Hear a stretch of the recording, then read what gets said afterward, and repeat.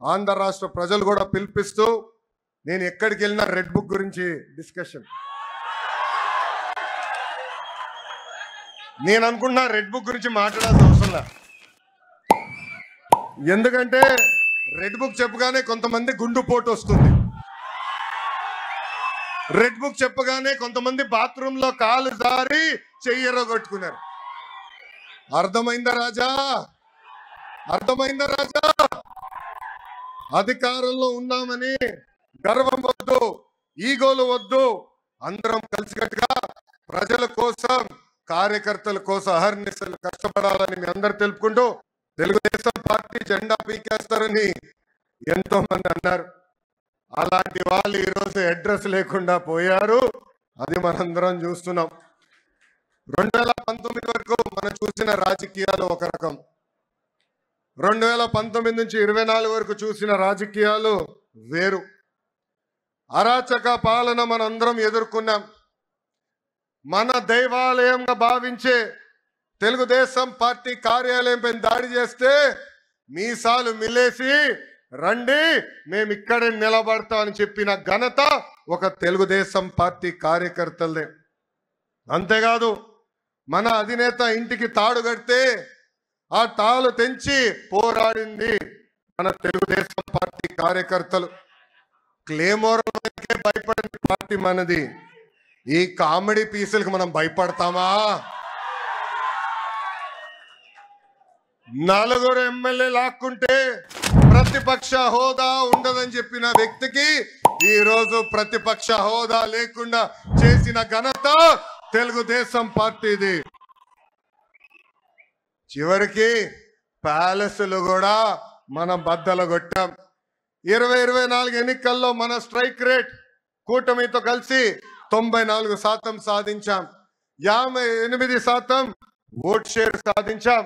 అందరం కలిసికట్టుగా 8 ఉమ్మడి జిల్లాల్లో వైకాపాకి 0 తీసుకొచ్చిన ఘనత కూడా మన కూటమిది.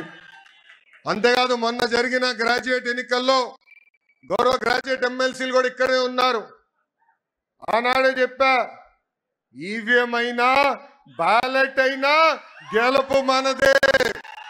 అనుభవం ఉందో లేదో నాకు తెలియదు, అర్హత ఉందో నాకు తెలియదు, కానీ చంద్రబాబు నాయుడు గారు కుమారుడు కాబట్టి అడ్డగోలుగా వచ్చి మంత్రి అయ్యాడు, పరిపాలన చేశాడు. డామును మునిగిపోయింది, ప్రభుత్వం పడిపోయింది. మళ్ళీ మంగళగిరిలో గెలిచాడు. మొన్న గాలిలో 3 జెండాలు 4 జెండాలు పట్టుకోవటం వల్ల గెలిచాడు, మళ్ళీ మంత్రి అయ్యాడు. ఇవాళ విర్రవీగుతా ఉన్నాడయ్యా దుంపదేగా. ఇవాళ చూసి నేను మాట్లాడతాను, రెడ్ బుక్ ఎక్కడికి వెళ్ళినా రెడ్ బుక్ అంటే చర్చ జరుగుతూ ఉంది. బాగానే ఉంది.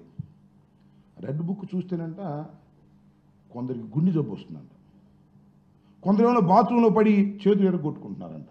వ్యంగ్యం రాజా, భలే వ్యంగ్యం మాట్లాడతావు రాజా నువ్వు. అంటే రెడ్ బుక్ చూసి మా నానికి గుండె జబ్బు వచ్చిందంట, కొడాలి నానికి. రెడ్ బుక్ చూసి మా పెద్దిరెడ్డి గారు బాత్రూంలో పడిపోయాడంట. అదేగా నీ అర్థం రాజా?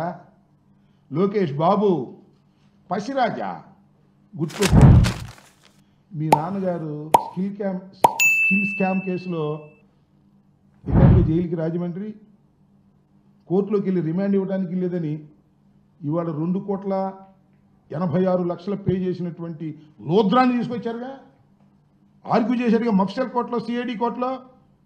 సాక్షాత్తు ఢిల్లీ నుంచి స్పెషల్ ఫ్లైట్లో వచ్చి ఏసీబీ కోర్టులో ఆర్గ్యూ చేశాడు.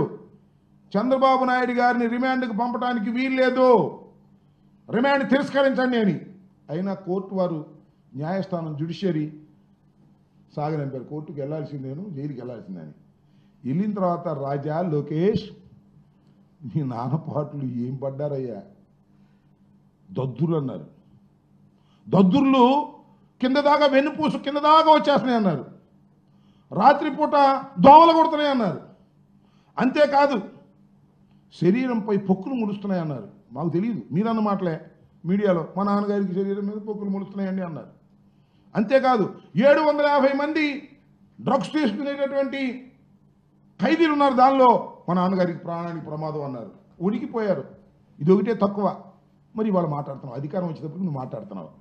ఎవరిని? మా నానిని, మా పెద్దిరెడ్డి గారిని. అహం, అంత అహం పనికిరాదు రాజా. ముందుంటుంది ముసళ్ళ పండగ. భగవంతుడు అన్నీ చూస్తూనే ఉంటాడు. ఇవాళ నువ్వు విర్రవీగి ఎర్ర బుక్కు గురించి మాట్లాడుతున్నావే. ఇవాళ రాస్తున్నారు అందరూ, ప్రతి ఊళ్ళోనూ బుక్కులు రాస్తున్నారు. వాట్సాప్ టక రాస్తున్నారు బుక్కులు. అందరు బుక్కుల్లో నీ పేరే లోకేష్ రాజా అని రాస్తున్నారు. తొందరపడమాక. భగవంతుడు ప్రజాస్వామ్యం చూస్తూ ఊరుకోదు. ఎగతాళిగా గేలి చేసేటటువంటి కార్యక్రమాలు చేస్తే ఆవిర్భావ దినోత్సవాన్ని మర్చిపోయి ఎగతాళి దినోత్సవంగా మార్చేసేటటువంటి కార్యక్రమాలు చేస్తే కాలం సహిస్తూ ఊరుకోదు, ప్రజలు సహిస్తూ ఊరుకోరు. తెలుగుదేశం పార్టీకి పనిచేసిన వాళ్ళు అయ్యా మాకు పదవులు కావాలని తిరుగుతున్నారు, కాగితాలు ఇస్తున్నారు, వాళ్ళ సంగతి చూడవయ్యా అంటే